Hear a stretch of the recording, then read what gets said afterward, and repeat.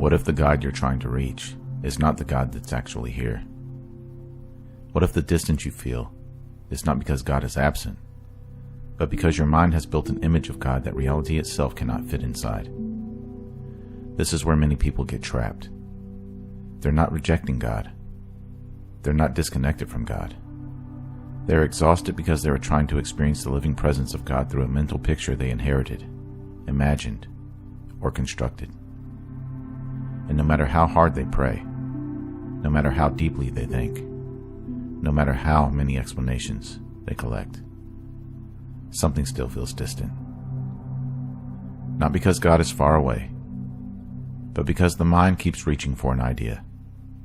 And God is not an idea. God is not what your mind thinks He is.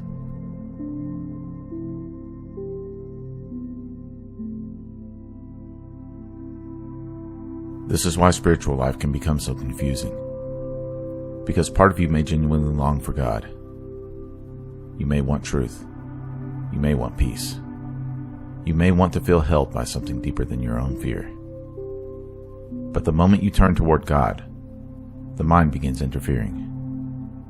It asks questions like, what does God look like? What does God want from me? Am I being judged? And before you know it, your relationship with God is no longer direct. It becomes filtered through thought, filtered through fear, filtered through religious imagery. So you are not actually resting in God. You are wrestling with the version of God your mind created. And that version may be loving at one moment, terrifying the next, distant, disappointed, and unreachable. That's not the living God. That's the mind projecting its own instability onto the infinite.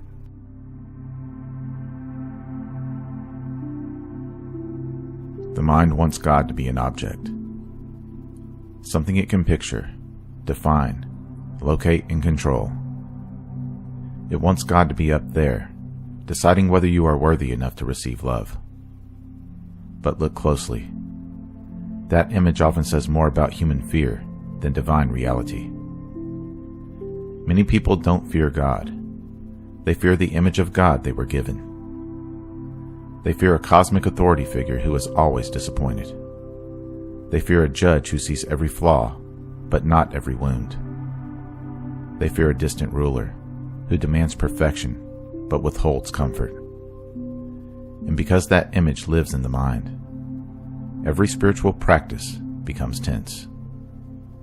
Prayer becomes performance. Surrender becomes terror. Silence becomes abandonment. Faith becomes pressure. And love becomes something you have to earn. But the living presence of God is not created by your fear. God does not become smaller because your mind needs something to grasp. This is why the burning bush is such a powerful symbol. Moses doesn't encounter a concept. He doesn't receive a theory. He turns aside and meets a presence that cannot be reduced to an object. I am. Not I was. Not I might be. Not here is an image you can possess. But I am. Presence itself, being itself, reality before explanation.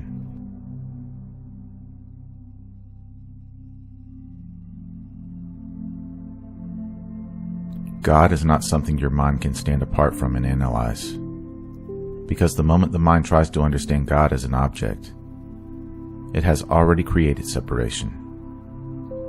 There is the thinker, and there is the thing being thought about. There is the seeker, and there is the God being sought. There is you over here, and the divine somewhere else. But what if that separation is part of the illusion? What if God is not merely something you think about, but the ground of awareness in which thought appears? What if God is not only the answer to your questions, but the silence underneath the one asking? This does not mean you are God as an ego. That's not the point. The personal self does not become the infinite. The little identity doesn't crown itself divine. The shift is much more subtle. The self softens. The mental image breaks. The need to possess God collapses. And what remains is a presence you cannot hold because you were never outside of it. The mind wants to reach God, but God is discovered when the mind stops making distance.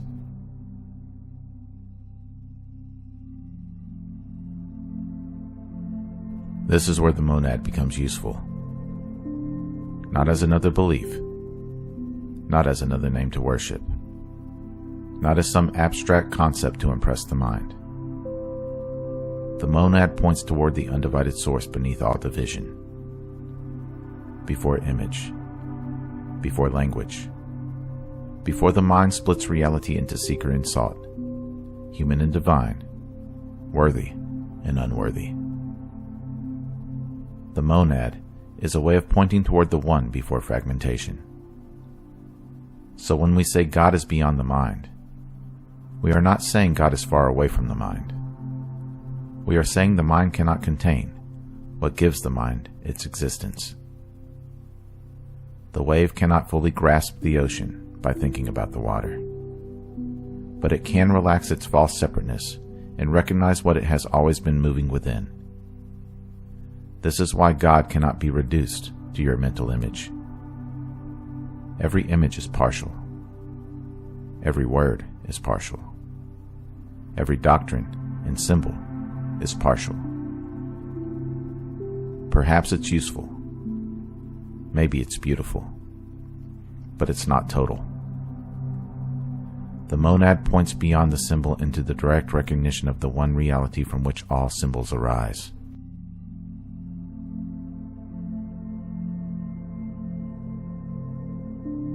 The problem isn't that you think about God. Thought can be useful. The problem is when you mistake your thought about God for God itself. That's where distortion begins. That's where people defend images instead of opening to truth. That's where fear becomes devotion. That's where certainty replaces intimacy. That's where spiritual language becomes a wall instead of a doorway. You don't need to destroy every concept. You need to stop worshiping the concept. You don't need to reject every tradition. You need to stop confusing the map for the territory. You don't need to force your mind to go blank. You need to notice when the mind is pretending it can own the infinite. Because God is not threatened by your questions. God is not reduced by your uncertainty. God is not absent because your mind cannot form a perfect picture. The mind panics when it cannot define God. But the soul begins to breathe when it realizes it doesn't have to.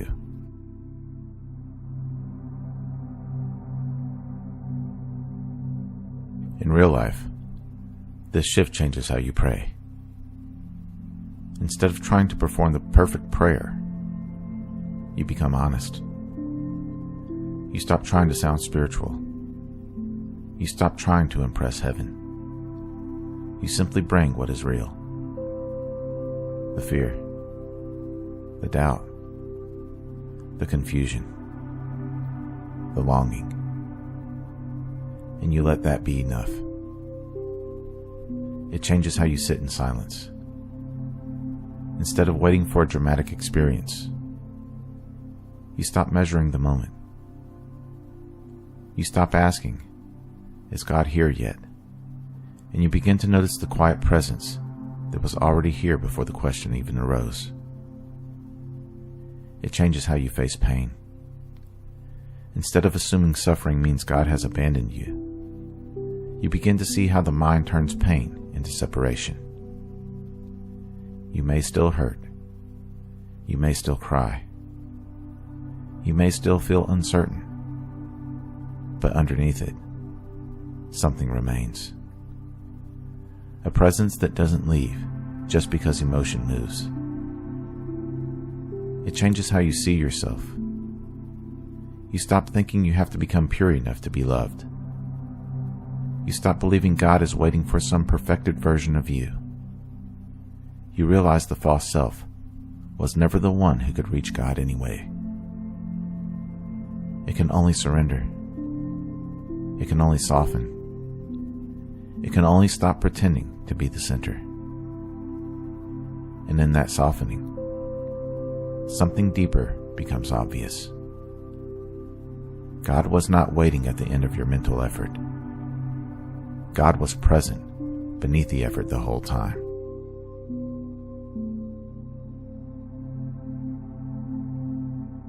So, if God has felt distant, look honestly at the image you have been trying to reach.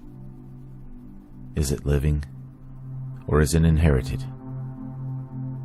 Is it presence, or is it fear? Is it direct, or is it mental?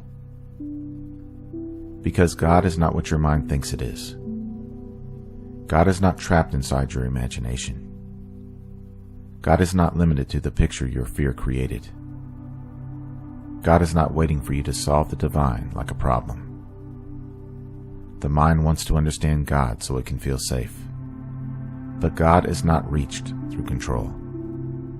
God is recognized through surrender, through presence, through honesty, through the quiet willingness to let the false image burn away.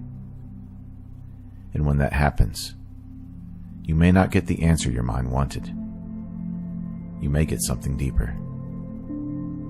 A silence that's not empty. A presence that's not distant. A love that's not earned. A reality that was never outside of you, even when you felt far away. God is not what your mind thinks it is. And that's not bad news. That's the doorway. Because what your mind cannot contain, your soul may finally recognize.